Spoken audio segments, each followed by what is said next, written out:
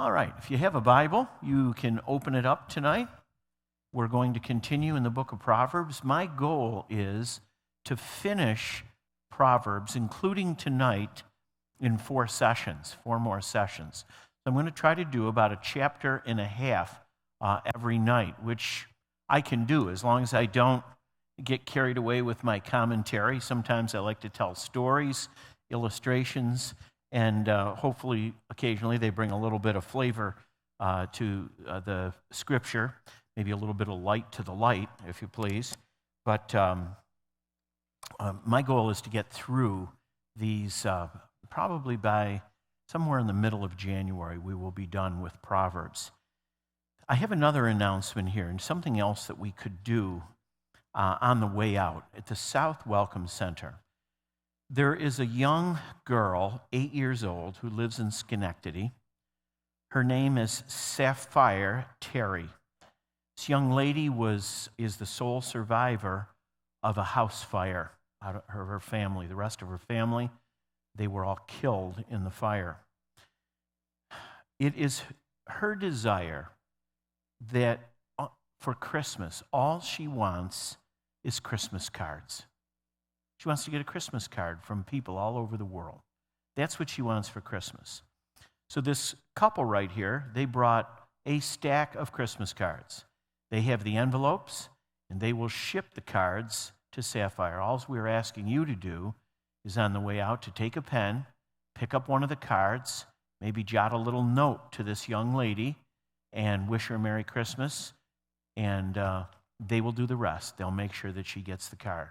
So if you want to be a blessing to somebody, just fill out a Christmas card tonight. The rest is on them. They will do all the rest. So I'll try to remind you at the end of the service tonight. We're in chapter 25 of Proverbs. We got to about verse number 10, as I recall, somewhere in there at the end of last week, and I'd like to see if we can get well into 26 or through 26 tonight. We'll see as far as we can go.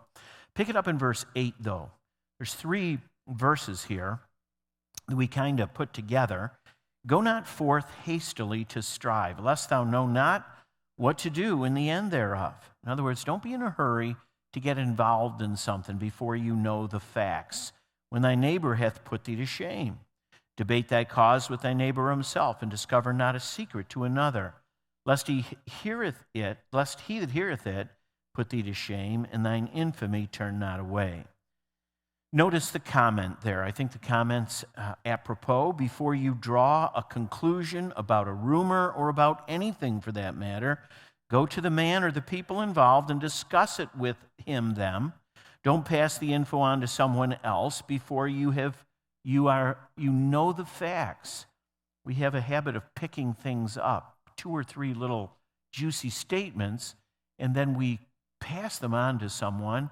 And that person then fabricates, or you fabricate a whole story around those facts, which has little more truth than the one or two facts that you do know about it. So when and where this is not done, you are sure to appear like a fool. When you start reporting on something and you only have part of the facts, you begin to draw conclusions or jump to conclusions, you are going to look like a fool. That's what these 3 verses are talking about. A word fitly spoken, verse 11, is like apples of gold and pictures of silver. Now, obviously, that's a beautiful picture that is painted there. So a word fitly spoken, saying the right thing at the right time to the right person is a gift. The right thing at the right time. And I might add that the wrong thing at the wrong time to the wrong person is not a gift. It can be pretty ugly. But a word fitly, appropriately spoken. Engage brain before mouth, we might say. You've heard that before. It's as valuable as gold, this word fitly spoken. It's as refreshing as fruit and as attractive as finely crafted, beaten metal work. It can preserve a man, like gold does.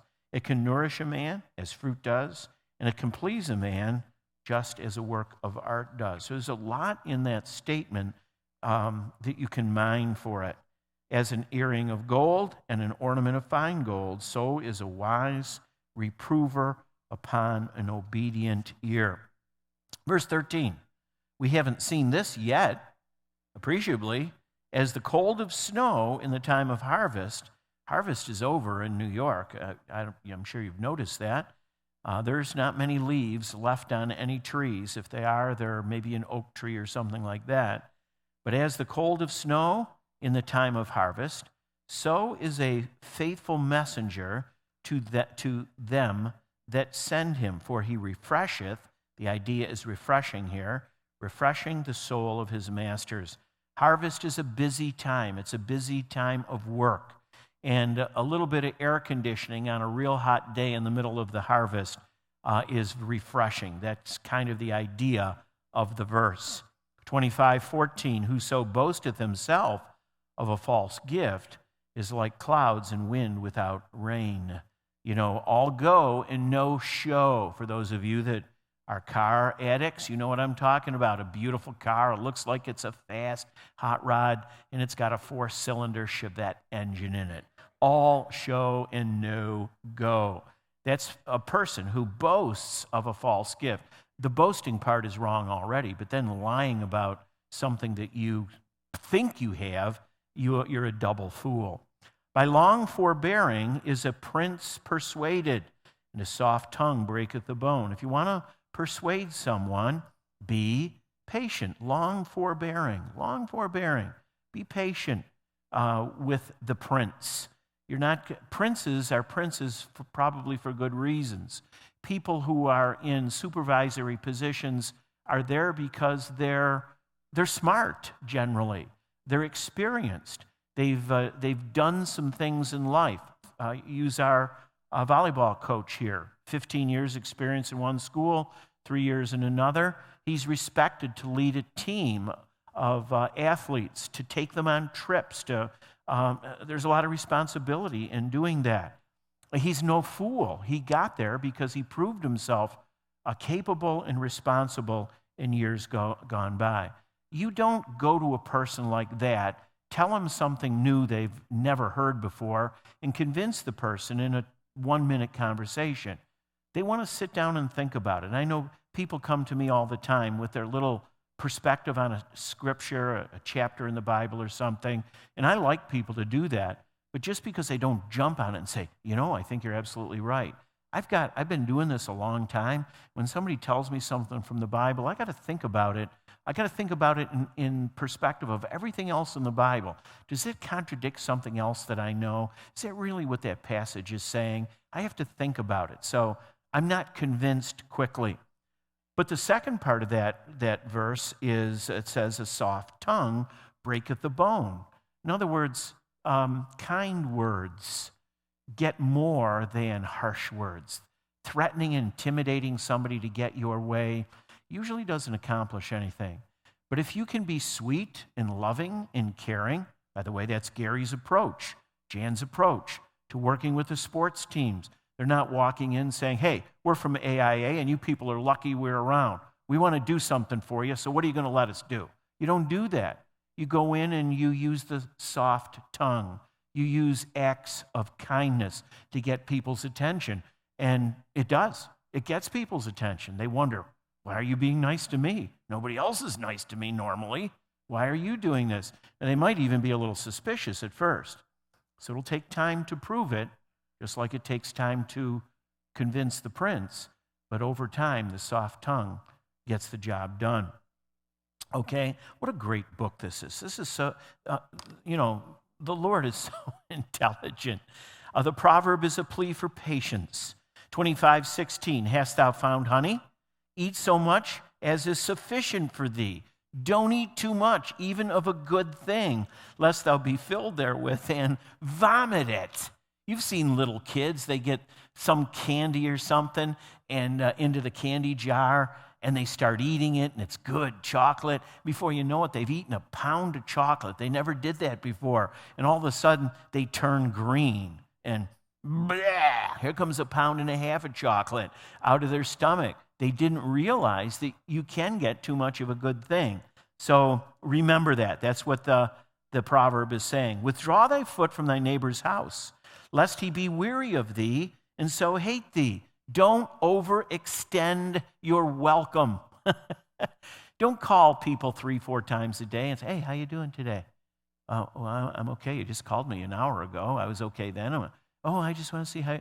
Don't overextend your welcome. Be sensitive to the time of other people. It doesn't mean not to be a friend or hospitable, but you've got to gauge how much time can you really spend in another person's life until that person thinks you're really kind of taking over. You're dominating their time.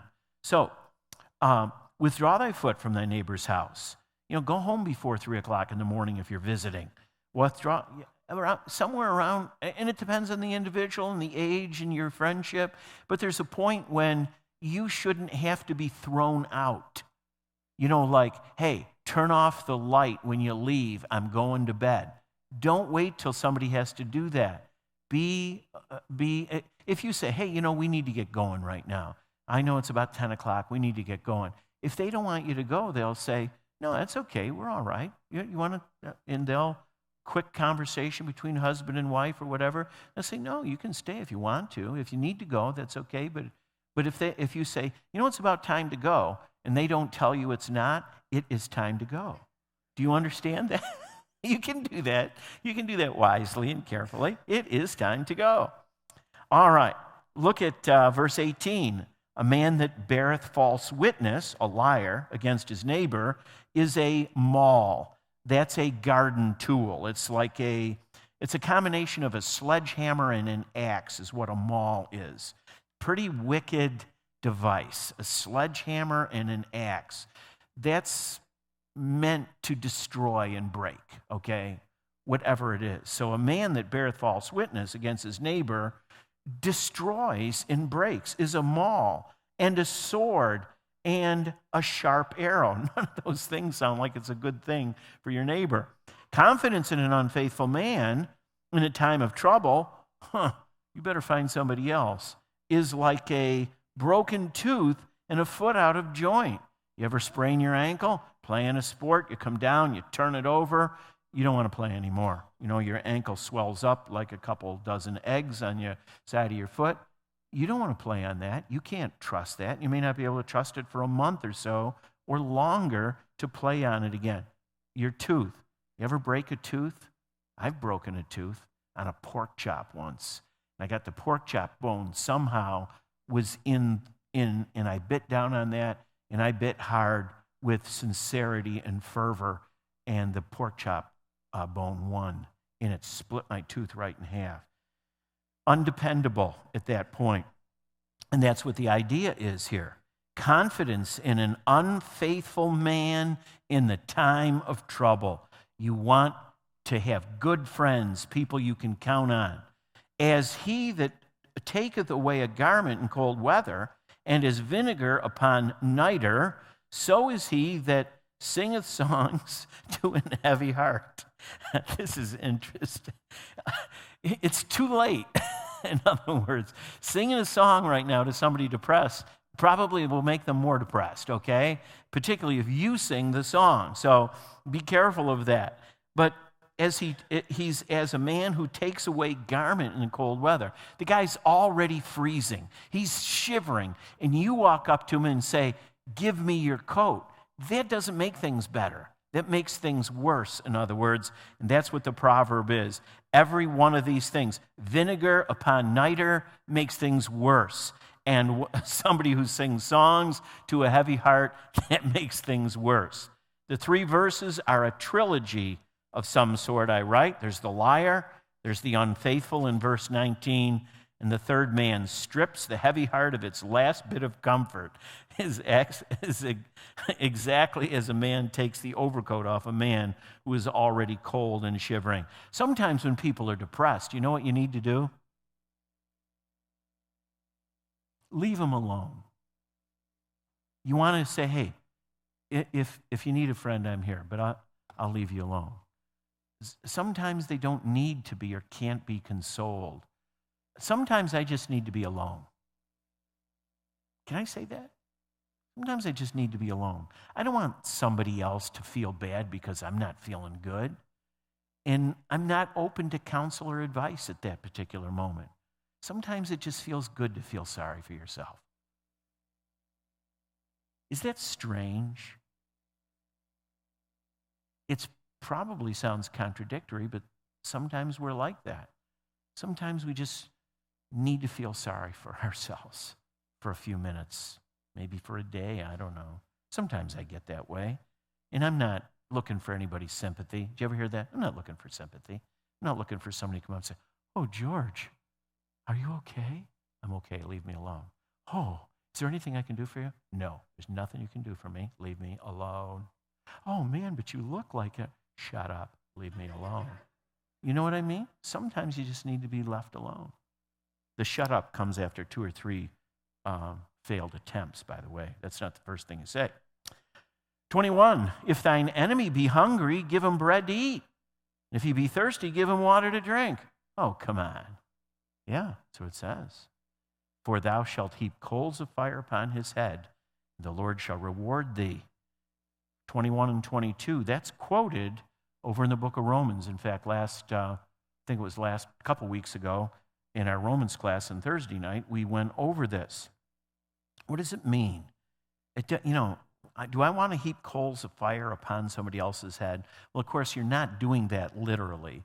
Basically, what happens is that your enemy doesn't deserve good treatment, but you give your enemy good treatment anyway. And it only makes his sin look worse, that you are compassionate and loving in the presence of his anger and his bitter and revengeful spirit. That's what I believe it means to heap coals of fire on his head. Just makes him look bad because you have not acted revengefully or in a vengeful way towards him. And then you just trust God to reward you. So your enemy doesn't reward you for being kind. "Well, look at that. I did something good and he didn't do anything for me." The Lord will take care of you. Can you trust God to take care of you? We're talking about faith here. We're talking about real faith. Can you trust God to take care of you when nobody else cares about you, or when you try to do something good for someone else and it goes unnoticed or unappreciated? Do you get mad? Do you get bitter at that person? Or do you just say, "Well, God knows. God knows I tried"? That's how we should respond. 23, the north wind driveth away rain, so doth an angry countenance a backbiting tongue. So if somebody's a backbiter, you know how to drive them away? Get mad at a backbiter. Tell them off. That's what tell them off. If somebody is a backbiter, if somebody's talking behind somebody else's back, biting people in the back, if they're a backbiter, defend that person and say, "I really don't appreciate you talking about my friend that way." And you can say that in a very determined way. Do it. They won't do that to you again. You know why people gossip to you? Because you listen. Because you listen. "Well, I don't know." I hear people say, "Well, I don't know why they always come up to me and they always got to tell me all this stuff." I'm going to tell you why they tell you all that stuff. Because you listen to it.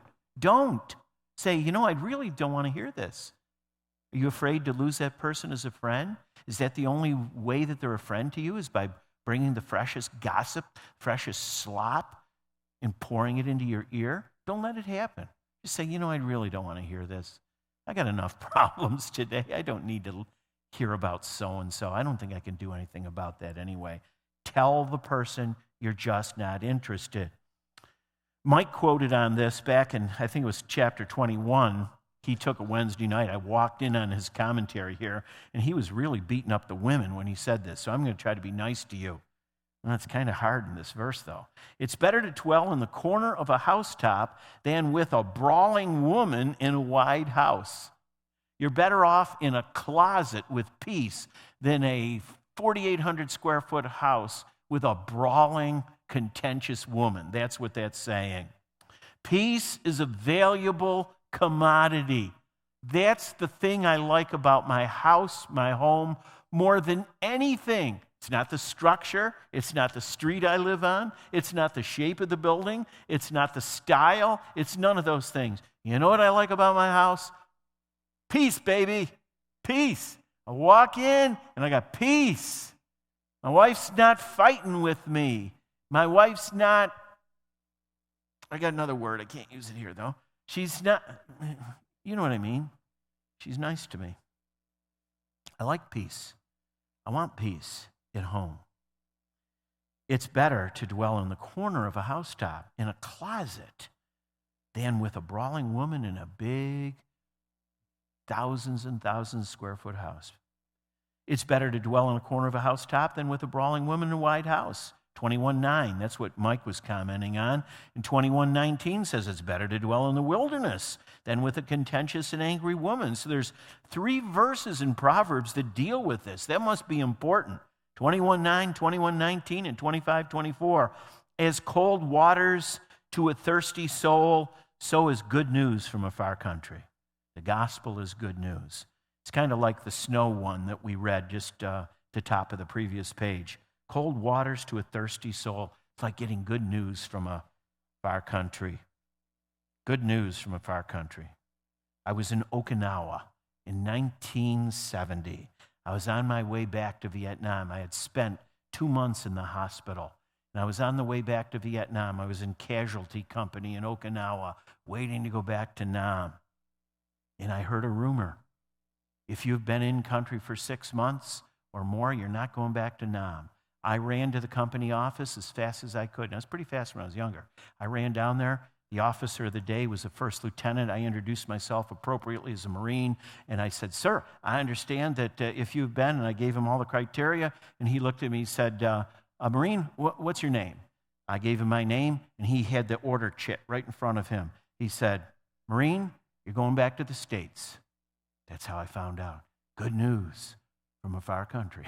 That's all I can say. I can't tell you. I got goosebumps standing here right now. What a day that was. I went and found a Mars radio connection on Okinawa, and I called my wife, and I said, "Honey, I'm coming home." 10 days after that, I was out of the Marine Corps. I wasn't just back in America. When I came back and got off the plane, they said, "Oh, you're an O-300, a grunt. We have no use for people like you. We don't want to feed you, and we don't want to put up with you. You're out of here." So that was the end of my Marine Corps experience. Just as fast as I went in, I was out. Good news from a far country. That's the best example I have in my whole life. Okay? A righteous man falling down before the wicked is as a troubled fountain and a corrupt spring. Self-explanatory. It's not good to eat much honey. We saw that a little earlier. For men to search their own glory isn't glory. For you to brag about yourself, let other people brag about you. In fact, chapter 27, 1 and 2 says something like that. It's not up to you to brag about your exploits. If you're really as good as you think you are, you know what? Other people will talk about you, and they will. We all like to have heroes. We all recognize people that are, in the top echelon of whatever it is, their sport or their vocation, whatever it might be. We talk about people. "Oh, did you? I met so-and-so. I saw these people. I did that." You'll get bragged on. You don't have to brag on yourself. It's not good to eat much honey. So, for men to search their own glory is not glory. He that hath no rule over his own spirit is like a city that's broken down. You can't control your temper. That's 28. You're like a city that's broken down without walls. You are indefensible. If you can't control your temper, you are indefensible. You are going to get hurt. You're going to end up in a fight, for sure, if you can't control your temper. Notice some of the sayings that I found in when I wrote this. Self-control is learned in the school of adversity. Keep your mouth shut when you are angry and when you are swimming. Good idea. Never put your anger in writing. You may have to eat your words, and paper doesn't taste very good. If you're mad at somebody, upset at somebody, don't write them an email. The whole world has your email. We're going to put it in the DNC on Sunday morning. Don't do it. What I do and what I counsel people to do is if you're really upset at somebody, then get it out of your system. Sit down, get yourself 500 pieces of paper and start writing all the stuff you don't like and blah, blah, blah, blah, blah, blah. Then what you do is you open the drawer in your desk and you put your 500-page letter in the drawer, and you let it sit there and percolate for 48 hours. And after 48 hours, what you do is you go, you open the drawer, you pick it up, and you throw it in the garbage can. Don't write it. Don't write it. If you're upset with somebody, have the courtesy to go to them and talk to them. The goal isn't to get even. The goal is to resolve the conflict. Isn't it? Isn't it? Or is the goal to get even? People that write dirty, nasty letters and don't sign them, I get them occasionally, they're just trying to hurt me. They don't want to resolve the problem. They just want to hurt me. They want to hurt me in some way. They don't want me to comment. They've already figured out what all the facts are, and you're wrong and they're right, and so they write it down, and sometimes they won't even sign their name to it. Don't do that. Talk to people face to face. I don't like to carry on a conversation over email unless it's all positive. I don't want to sit there and quibble over, I don't like this and I don't like that and you should have done this. I will not do that on email. I'll say, hey, you want to sit down? I would rather talk with you face to face. And I'm not threatening or intimidating. I can see what's going on in a person when I look at them. Their face tells you what they mean by what they say. I read words on a paper. I can read anything, any emotion into what they say that I want to. And if I'm upset, I don't read good emotions into what they've written. But if a person comes in and sits down and we talk face to face, then we can hammer out our differences. And the goal is reconciliation. It's not revenge. Now, if your goal is revenge, then you just keep writing your letters.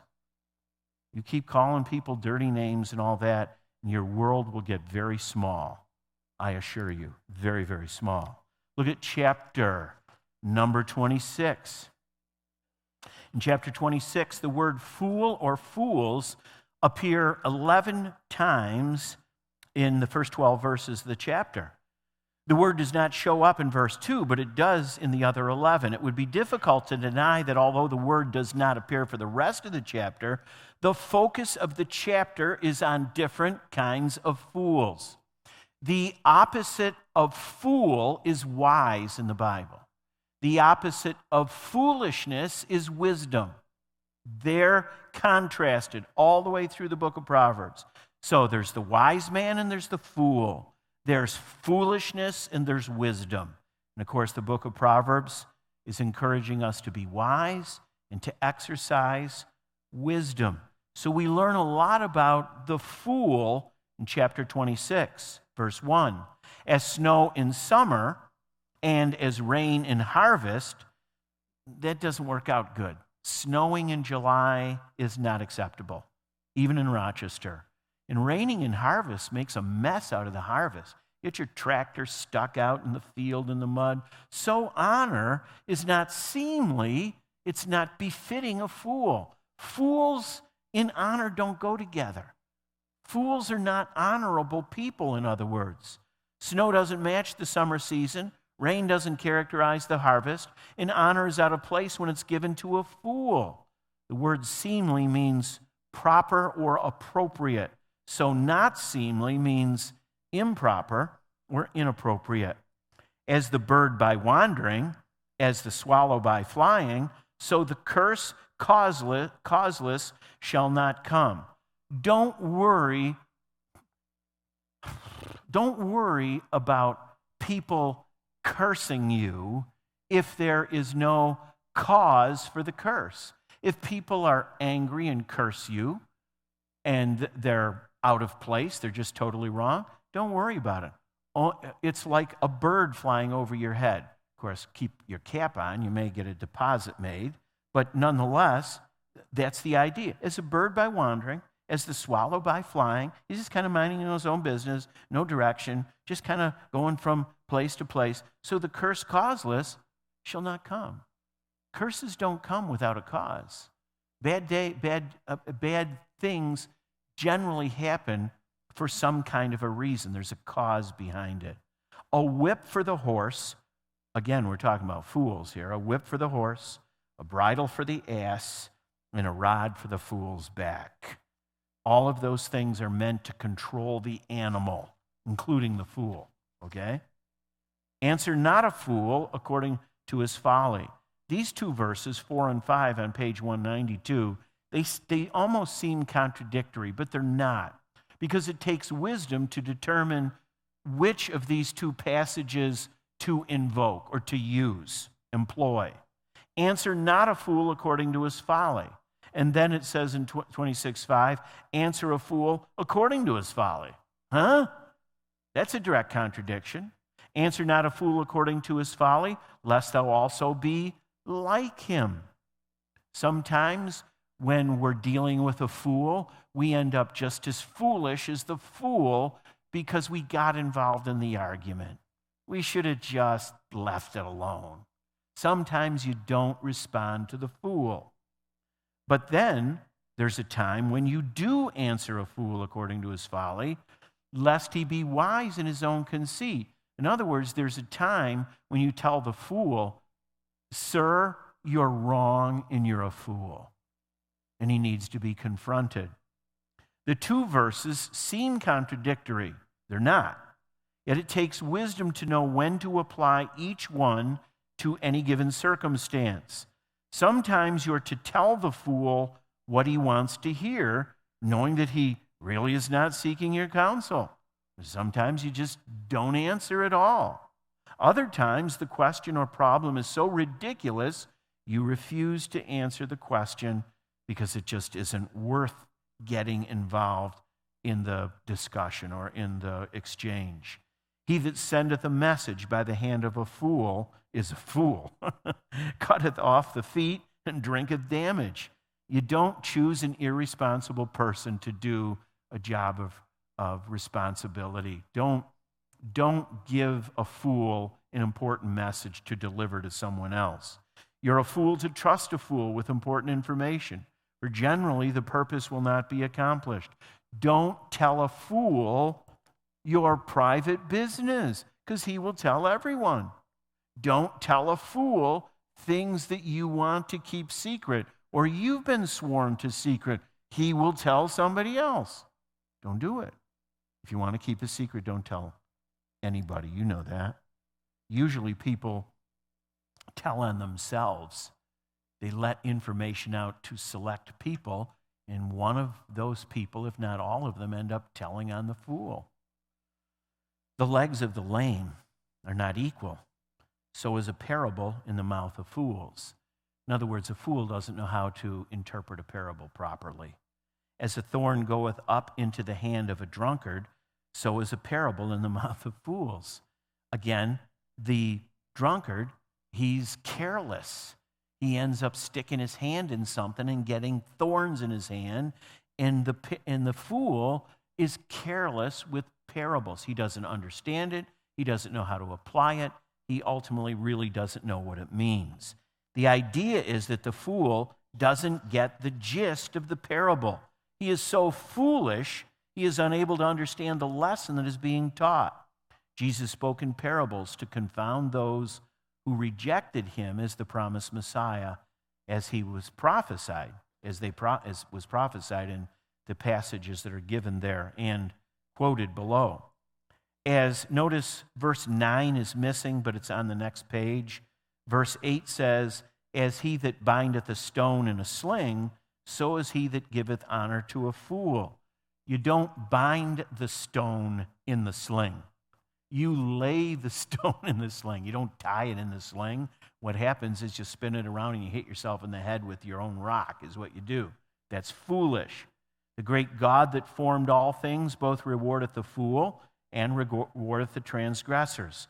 So God blesses those that are a blessing, and you reap what you sow is the idea of verse number 10. He rewards the fool. He rewards the transgressor. God has a positive reward system and a negative reward system. All people will be judged by the Creator of all things and all people fairly.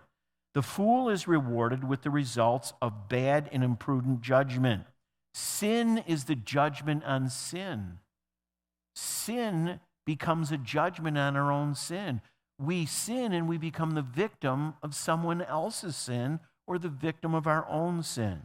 The fool is rewarded with the results of bad and imprudent judgment, wasted time, errors in discernment, selfish desires, expediency, shortcuts, all of that. And of course, what does it do? It doesn't bring the desired result. The opposite is true for the wise man. You're all familiar with this. This is quoted in the New Testament in 2 Peter. As a dog returneth to his vomit, boy, that's quite a, think about that. Picture that in your mind. So a fool returneth to his folly. He goes back again and again to do the same foolish thing. The vomit eater is plainly the man who refuses to learn from his past mistakes and sins. He is the drunk, the addict, the womanizer, the adulterer, the thief, the glutton, the liar. We sin and we do it again and again and again. He's eating his own vomit. That's the picture. Seest thou a man wise in his own conceit, arrogant, braggadocious? There's more hope of a fool than him. Fools are better off than arrogant, braggadocious, conceited people. That's what the verse says. Paul gives us the key to understanding biblical eschatology. For I would not, brethren, that ye should be ignorant of this, that lest ye should be wise in your own conceits. The conceited man is one step below the fool. We said that already. We got some other quotes. I like the quote that says, conceit is the anesthesia that dulls the pain of stupidity. Think about that one for a minute.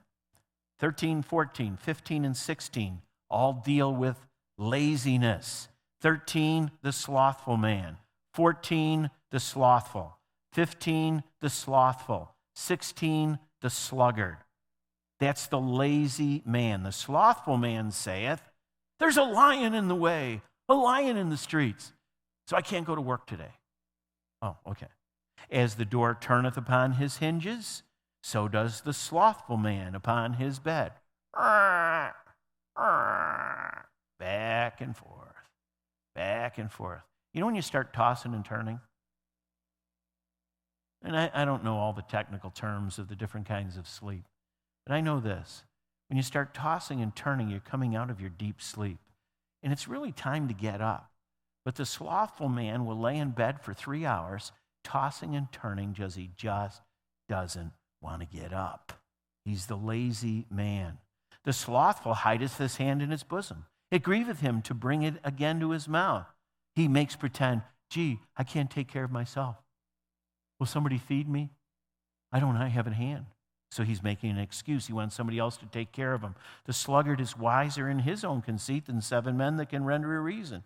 The lazy person has got more excuses than 7 wise people reasons to get up and go to work. Here's 7 reasons to go to work. The sluggard can do away with all of them and give you 3 or 4 reasons why he shouldn't go to work today.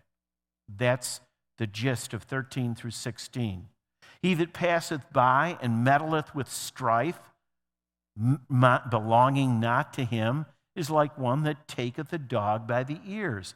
If you don't understand that, go take a walk and find a dog. And then grab the dog by the ears and see what happens. You'll understand this a little bit better. The idea is mind your own business or you're going to get bit. Stay out of other people's controversies. Sometimes we just feel like we've always got to comment on somebody else's problem or every bit of news in the newspaper or every, personality clash that we're aware. Why don't we just be quiet? It would be a much more peaceful world if we talked half as much as we do. Mind your own business or you're going to get bit. You may be able to control the dog while you have hold of him, but when you decide it's not your business anymore, he's going to bite you. When you let go of the dog, you're going to get bit. As a madman who casteth firebrands, arrows, and death, so is the man that deceiveth his neighbor and saith, am not I in sport? Sometimes people are evil, wicked, mean, bad, and nasty. They say things, and then you stop and you say, I can't believe you said that. Oh, I was just kidding. They weren't kidding. They meant it, and then they use that as an excuse to back you up and say, I was just kidding. I didn't really mean that. That's the idea of this. So is the man that deceiveth his neighbor and say, I'm not in sport. I was just fooling around, just kidding. You didn't take me seriously. The man of these verses is insensitive and reckless. He does not consider the consequences of his actions. He does things that are harmful, dangerous, hurtful, and then says to his neighbor, who's the object of his sick humor, I was just kidding. Can't you take a joke? The rest of the chapter is about the tongue. Notice in verse 20, talebearer. 21, contentious man. 22, the words of a talebearer. 23, burning lips and a wicked heart. 24, dissembleth with his lips. That's a person who tears someone else apart with hypocrisy, hypocritical, a person who hides the truth and is a liar. It's another way of saying a liar. He lies about people. He speaketh fair, 25, covered by deceit, 26, diggeth a pit, 27, lying tongue, 28, flattering mouth, 28. At the bottom of the page, there's kind of a summary of what each of these verses is saying. The talebearer is the person who puts wood on the fire of a controversy. There's two people who are at odds with one another. The talebearer comes along and says, oh, I've got something else to tell you about what they said about you. So that makes things much better when they do that. No. They put wood on the fire. The same idea in 21. The words of a talebearer wound its victims, whether it's intentional or not. There's consequences to our words, intentional or not. You still are responsible for what you say. Even if you don't mean to hurt someone, you still may have to apologize. Well, I'm not apologizing. I said that, yeah, but I didn't mean it. But you're insensitive. No, you didn't mean it, but you still owe them an apology and say, sorry, I didn't realize, that's not what I meant. And if I offended you, I want you to know that I'm sorry. That's the right thing to do. The person is equated in verse 23 to a broken piece of pottery with impurities covering him. That's what this individual is. Useless and dirty, 23. The talebearer hates and tears people apart. He dissembles with his mouth. He tears people apart with his mouth. He lies. He doesn't tell the truth. He's hypocritical. That's verse 24. He's a deceiver, 25. He's a deceiver and he will be exposed, 26. He will be the ultimate victim of his own dealings. Ultimately, he will reap what he has sown, and lying and flattery are meant to destroy. Lying and flattery. Flattery may sound nice, but the reason why a person flatters is for this reason. He's trying to get something out of you. It's deceit. Flattery is deceit. The person is overstating a truth purposely to gain your favor, to get something from you. That's what flattery is. You watch out when someone says something nice to you and you say, well, I'm flattered. It's not a good thing. You need to understand what flattery is. Flattery is deceitful. Anyway, that's how we use that term, I'm afraid. 8:17. We finished the chapter. Anybody have any questions? I got 3 minutes for questions on any of these. This isn't difficult to understand. It's tough to live is what it is. It's tough to practice day in and day out. I'll tell you what, our children need to know these things. They need to know these things. This is the wisdom that a child does not have, and oftentimes many adults don't. Any questions? Any questions on any of these things? Okay, good. Next week we'll pick up at 27. 27 talks about the brevity of life. Life is short. Life is short. And we need to know that, practice that. And there's several verses in your notes that attest to that fact. Why don't we stand together? We'll pray, and we will go home tonight. All right? Father, thank you for your word. 915 verses of wisdom in the book of Proverbs. Thank you for each and every one of them. Lord, again, we ask for the Holy Spirit to impress upon our minds, our hearts, and bring to remembrance the truths of these passages, that we might be wise individuals, that we might act in wisdom, the wisdom of God. In Jesus' name we pray. Amen. Amen. God bless. Notes to my left. If you did not get them tonight, maybe you came in late, you can pick them up. Have a good night.